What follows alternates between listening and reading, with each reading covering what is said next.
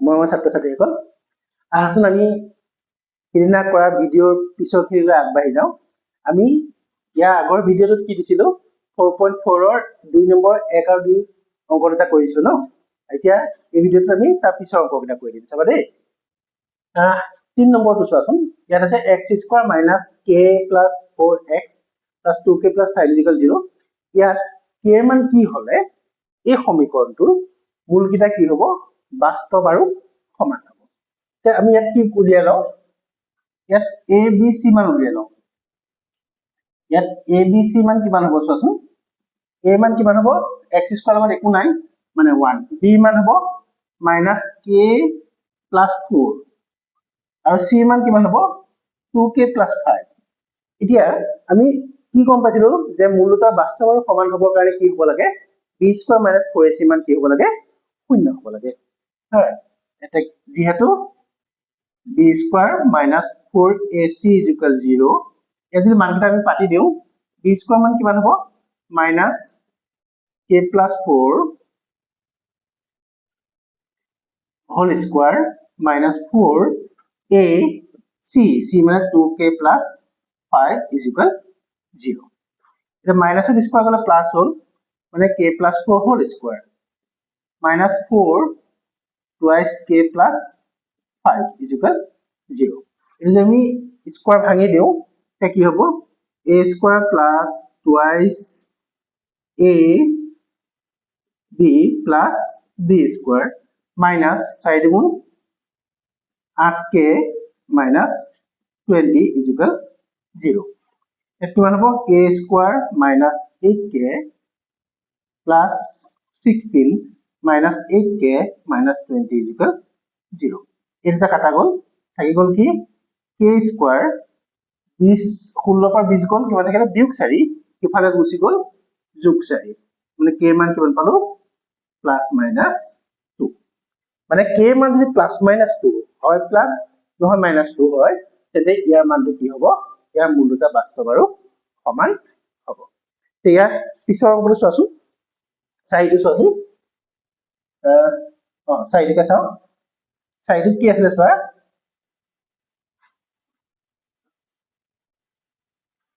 2x² চাইটো 2x² + 8x - k³ = 0।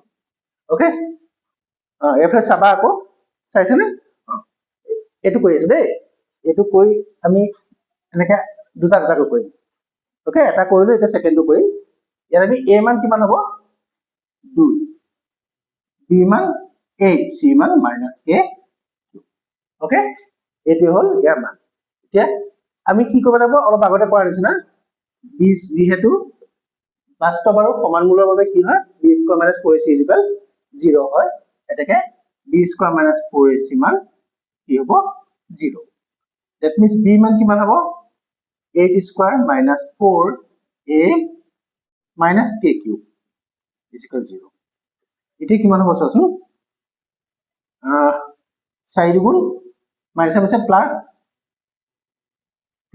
4 গুণ 8k³ = 8 গুণ 64। তে k³ = কিমান হ'ব 64 যদি আমি 8 হৰণ কৰো কিমান হ'ব 8 গুণ 64।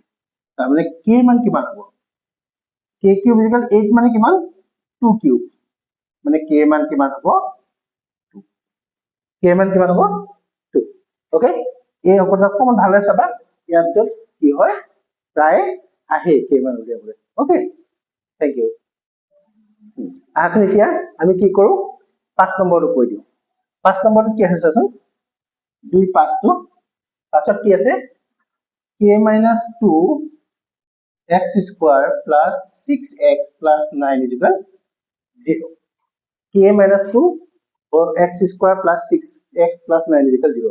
ইয়াত a মান কি হ'ব k - 2, b মান হ'ব 6, c মান হ'ব 9। অথনি নিচিনা কোৱা b² - 4ac = 0, b মানে কিমান 6² - 4, a মানে হল a - 2, c মানে হল 9 = 0।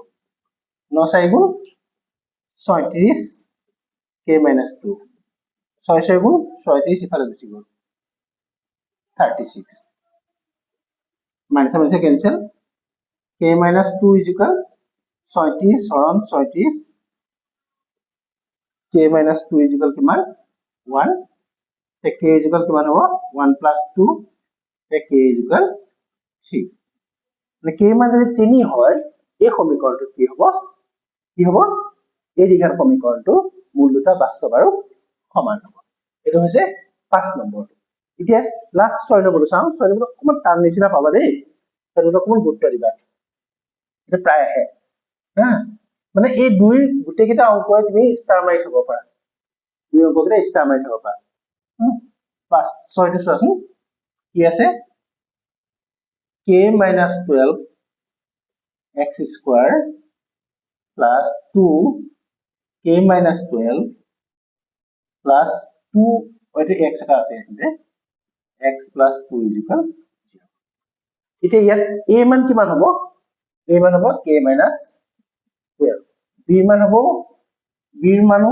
k minus 12 আৰু c মান হ'ব 2 এতিয়া b square minus 4ac is equal 0 b square মানে কিমান হ'ব k minus 12 square minus 4a a মানে হ'ল k minus 12 c মানে হ'ল 2 is equal 0 এই যে আমি গুটেটো ভাঙি দিও অকন টান পাবা তাতকে আমি কাম এটা কৰো দিয়াছো ইয়াটো k minus 12 আছে ইয়াটো আছে এটা আমি k minus 12 এটা কমন ললে এই পার্টটোত k minus 12 স্কয়ার মানে দুটা আছে তারপর কি লিখি যাব k minus 12 থাকি যাব এ থাকিলে মাইনাস চিন k minus 12 টো আলটিমেটলি লৈ গুছি আহিলো 4 গুণ কি লিখিলে 8 is equal 0 মানে k minus 12 is equal bracket k minus 20 is equal 0 12 এ কিমান হল 20 ঠিক আছে নে ঠিক আছে এতিয়া আমি কি পাতিব পাৰো k minus 12 is equal 0 বা k minus 20 is equal 0 k minus 12 is equal 0 হলে k মান হ'ব 12 আৰু ইয়াত হ'ব k is equal 20 আনসার কি হল k মান হয় 12 নহয় 20 হলে এই দীঘাৰ সমীকৰণটোৰ মান কি হ'ব বাস্তৱ মূল হ'ব আৰু বাস্তৱ মূল দুটা কি হ'ব সমান এটো অকন বেছি ভালদৰে চাবা এটো মই এক্সট্ৰাকে স্টাৰ মাৰি দিছো দেই ওকে